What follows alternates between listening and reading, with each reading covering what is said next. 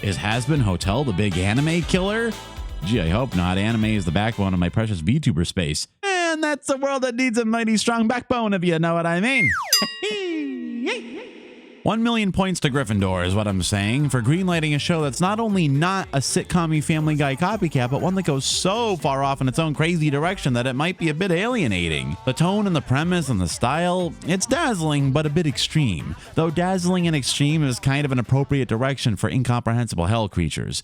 I won't critique the art too much since it's not my area of expertise, but boy, oh boy, what a feast for the eyes. I remember seeing the original pilot and thinking it showed promise, though I had some serious foundational issues with it. I'm pleased to say this season has mostly addressed my most major issues. In fact, one scene in particular pretty much single-handedly redeems the entire series.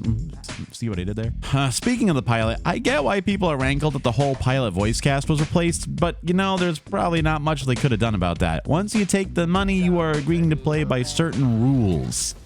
Plus, the new voices are excellent. All that said, time for some nitpicking and criticism. Oh, to understand your twisted little mind. I'm the first to acknowledge this show isn't perfect, but the characters are well developed, the comedy and the dramatic moments are well executed, the songs are all bangers, and even the darker elements are handled much more adroitly than I would have expected from a show with egg boys. It really seems like this show is actually trying to say something. It's a refreshing change of pace from... Don't ask questions. Just consume product and then get excited for next product. Aha! Did I say criticism? I meant obsequious praise. Gotcha! It even nimbly avoids all the most obvious pitfalls that American animated comedy writers tend to plunge headfirst into. So many seem to think that cartoons saying fuck is the key to the comedy kingdom. It isn't, guys. The novelty wore off in the 90s. This is doubly ironic because, I mean, this is a cartoon that says fuck a lot.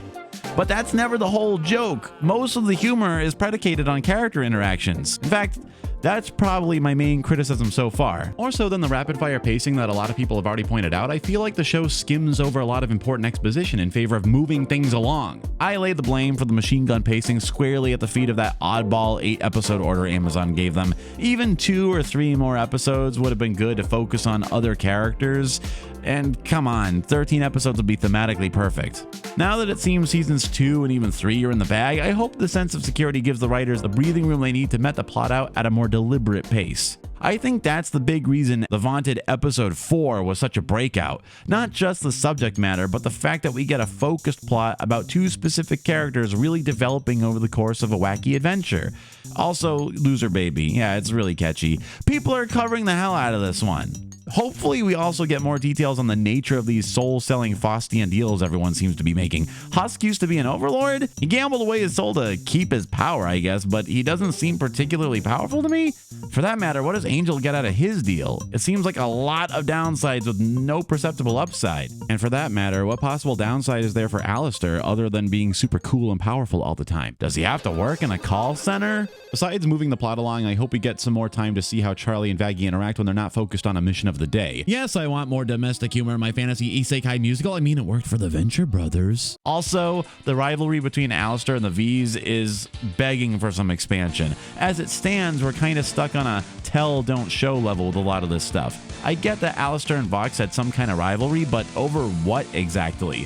Vox seems like he runs a big evil corporation, and Alistair seems like he just sort of trundles about and does whatever he wants. So far, it doesn't seem like their interests run especially perpendicular to each other. What exactly was the status quo that Vox overthrew, and why does it matter to anyone but him? This is the most persistent issue I have with HAZBIN, one that I've heard talked about much less so than the pacing, what I will hesitatingly refer to as the world building. The thing with HAZBIN Hotel is that it's a uniquely difficult and even somewhat frustrating thing to criticize, because boy, it's 99% of the way there for me. That last 1% though is the difference between embracing humanity and returning to monkey.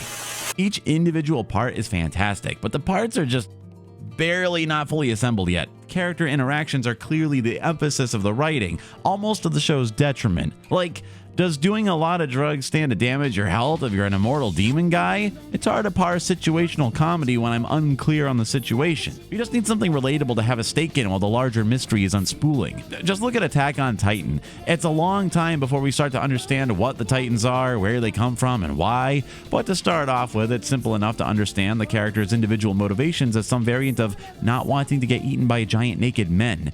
That's something we can all relate to. though I'm not sure it's something all the HAZBIN characters would relate to. This is getting weird. Let's talk about the single most important scene in the series so far and how it saved the show. So right off the bat, season 1 commences with one simple sequence that single-handedly redresses most of the major issues I had in the pilot episode, the storybook prologue. Literally, in the span of just a few minutes, they succinctly lay out the groundwork for the entire crazy-ass setting. Why does heaven carry out the purges? Why do they even care about overpopulation in hell? What does overpopulation mean in this context exactly? Where's Lucifer and how and why was hell created? And I love the idea that Lucifer is plagued with regret and isn't an actively evil sower of chaos for chaos' sake. This ain't no Silmarillion. Man, I really can't emphasize enough how much this scene helped set the stage and clarify the stakes of the whole series. It definitely would have made more sense to follow the title card in the pilot with this sequence leading to their pitch at the TV station. It definitely could have replaced the fight scene with Serpentius. Oh, and speaking of Serpentius, at first, I wasn't too keen on this character. I thought he was annoying and unnecessary, but by the end of episode 5, I was like, my boy. He's like a little microcosm of the series as a whole. His scene on the airship in the pilot would have made much more sense in the episode where he was actually properly introduced. He in particular spends an awkward amount of screen time in an episode where he isn't really important to the plot. As the Venture Brothers writers wisely stated at one point, don't spend time with people we don't know. Well, an exposition with characters you've never seen before. I wrote a note to myself at the top of my notebook. Don't spend time with guys we don't know. I just wasn't sure if he was meant to be a main character by the end of the pilot or not, and I'm not sure if the writers did either. But I really like what they eventually did with him. He actually ended up being one of my favorite characters. He gets a lot of the best jokes. Because I'm having sex with everyone here! And ends up being singularly important in a Gollum-y way. Oh, hello? I do think there was a bit of a missed opportunity with Pentious, though, to serve as more of a fish out of water character that could have spurred more other characters to explain things about how hell works. Like, he's been so preoccupied with his Eggmen and his airships that he hasn't really bothered to learn how purges and death and heaven and all that work, right? These are some of those concepts I think they could have honed a bit better with a few more episodes in which to do so. Not to mention, more gradual depiction of the characters learning to trust each other would have made the ending feel a bit more earned. In conclusion,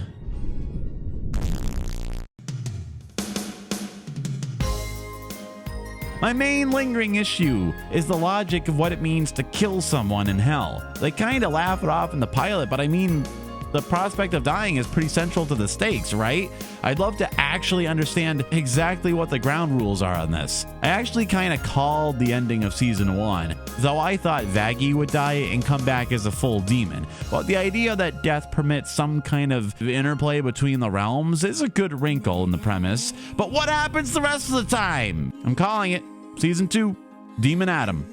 Up and at him. It was only recently that I saw some infographic in a Discord server explaining the hierarchy of beings in hell, which was one of my nagging lore logic questions. Is everyone here a human soul or not? The point here is the plot struggles a bit beneath the ponderous yoke of what I call Final Fantasy XIII syndrome. Noted genius Yam Albat actually said something intriguing to me in a conversation about this, that the writers seem to count on the fact that people can look up plot information on a wiki or ask the creators directly in a Q&A or on Twitter, and I never thought of the impact that meta media today would have on the way people write. It's at least good to know that my nagging lore questions seem to have answers somewhere, but I maintain that it is an unnecessary weakness of the narrative to not even hint at the answer in the story. Also, one final request, please explain how they managed to hurt Vaggie with angelic weapons when they didn't realize they could be hurt with angelic weapons, please. Thank you. Yes. That's all. Glad the show got made, seriously. It's a wonderfully weird little project, and I'm genuinely rooting for it to keep living up to its considerable potential. Between this and Smiling Friends, I'm beginning to harbor hope that we're entering a beautiful new era where internet weirdos have their Cheeto-stained fingers on the levers of cultural output. Anyway, I'm done for now. I'm gonna go stream Power World on Twitch.